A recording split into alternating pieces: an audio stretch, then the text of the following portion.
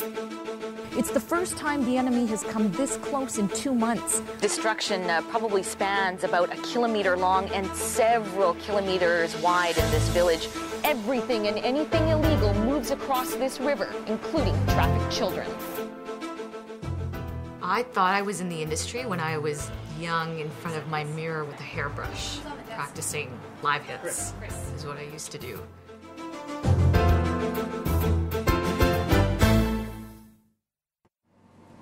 Check 1, 2. Another young Aboriginal woman is dead, and yet another has gone missing.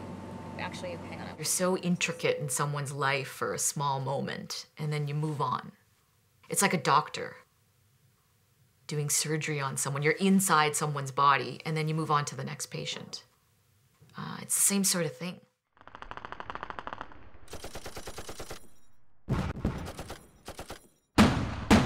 I'd say the most dangerous part of Afghanistan was, it's ironic because the newsroom used to think that when we would go off base without the soldiers' protection, with an Afghan journalist that would help us do stories around town, that we were more susceptible to risk. And it's the complete opposite of that. When you were with the soldiers, in all your gear, with your helmet, your frag vest, everything, that's when you were at most risk because you were a target. So people are driving towards the convoy. It's a suicide bomber, and there's nothing you can do. You're in the hands, your life is in the hands of the soldiers, and you just sit in there and wait. Those were some of the most nerve-wracking moments, I guess you could say. We always made it through. That's why I'm here, all my limbs in place, but some journalists didn't make it.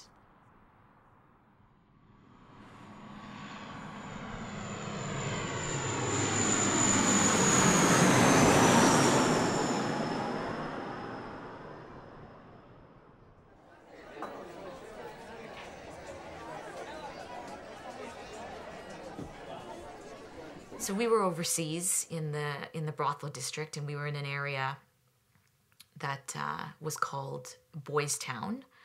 We saw a man standing there. He was about 65 years old, white guy, pot belly, toothpick in his mouth. He's negotiating with 3 children that couldn't have been over 9 years old. And you see their faces, these children, and they agree to 1,000, and they walk away with him. And you just know what's going to happen. And you don't have to see it to know and to feel in that moment how horrible the situation is.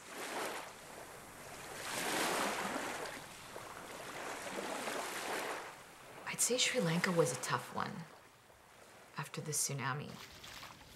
It was just so raw, and one image that stands out was when you were seeing piles and piles of bodies being thrown into a mass grave.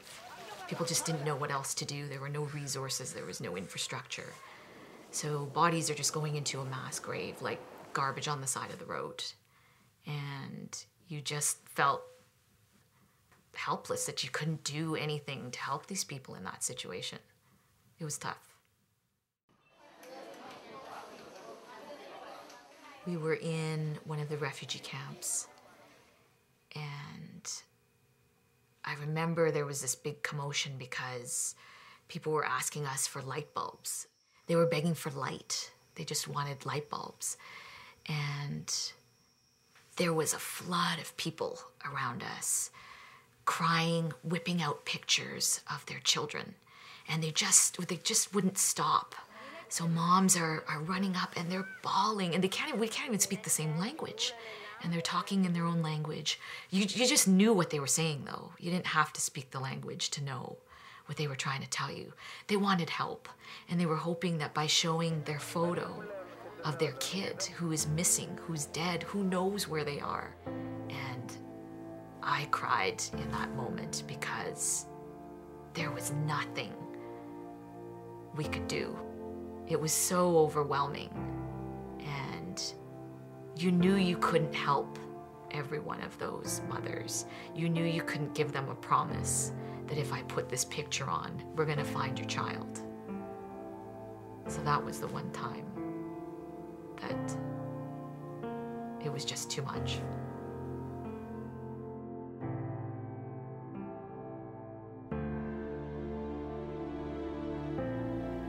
If you start to get desensitized as a journalist, then you're not going to be able to pull the qualities out of a story that make a good story, that make people want to care about it. So you can't do that.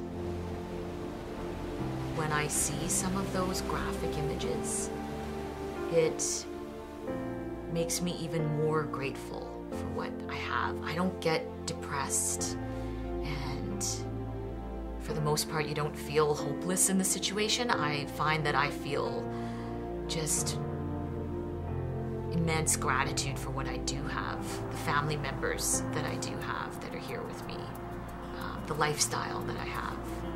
You just become more grateful. I don't think I was ever a selfish person, but it just makes you realize how lucky you are to have those small things.